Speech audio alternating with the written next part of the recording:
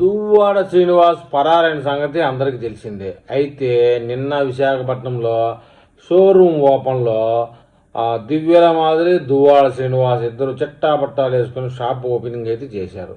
దాంట్లో భాగంగా దువ్వాడ శ్రీనివాస్ని ఆరోగ్యం బాగలేదు, 3 వారాలు టైం కావాలంటివి అని అడిగావు కదా, మరి ప్రోగ్రాంకి ఎందుకు వెళ్ళావు అని ప్రశ్నించింది ఎవరు? పోలీసులు కాదు, మీడియా. అక్కడ మీడియా ప్రశ్నిస్తే దానికి ఆయన జవాబుగా ఏం చెప్పాడంటే, భయపడి పారిపోవడం నా బ్లడ్లోనే లేదు, జైలుకి వెళ్ళడానికైనా రెడీ అని మేఘబోతు గాంభీర్యంగా 2 డైలాగులు కొట్టాడు.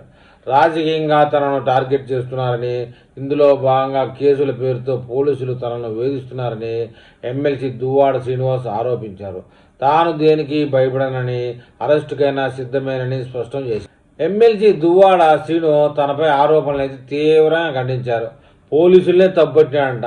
రాజకీయంగా టార్గెట్ చేస్తే అక్రమ అరెస్టుకు ప్రయత్నిస్తున్నారని ఆయన ఆరోపించారు.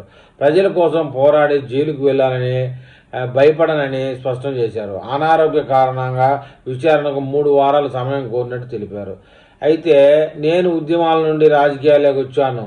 ఏం ఉద్యమాలు చేశాడో ఏమో మరి తెలియదు. ఎవరికి భయపడే ప్రసక్తి లేదు. ఆయన ఎవరు భయపెట్టారో, ఈయన ఎందుకు భయపడకుండా ఉన్నాడో తెలియదు. ఆ ఎమ్మెల్సీ దువ్వాడ ఇదే విషయాన్ని భయం అనే విషయాన్ని మాట్లాడుతున్నారు.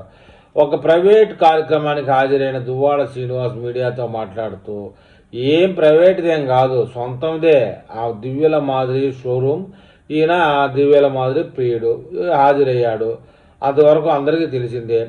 అయితే గత కొన్ని రోజులుగా తనపై వస్తున్న ఆరోపణలను, పోలీసుల తీరును తీవ్రంగా ఖండించారు.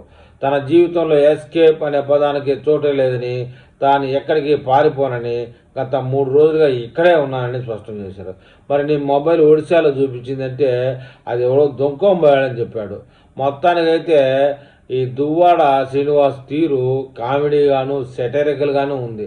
మరి దువ్వాడ శ్రీనివాస్ని తొందరలో అరెస్ట్ చేయ అవకాశాలు అయితే కనబడతా ఉన్నాయి. మరి చూద్దాం, ముందు దువ్వాడ విషయంలో, అరెస్ట్ విషయంలో ఒక అప్డేట్ వస్తే నేను మళ్ళీ ఒక వీడియో చేస్తాను. ఆ వీడియో మీకు చేరాలంటే నా ఛానల్ సబ్స్క్రైబ్ చేయండి, లైక్ చేయండి. మీరు ఏదైనా తెలపాలంటే కామెంట్ రూపంలో తెలపండి.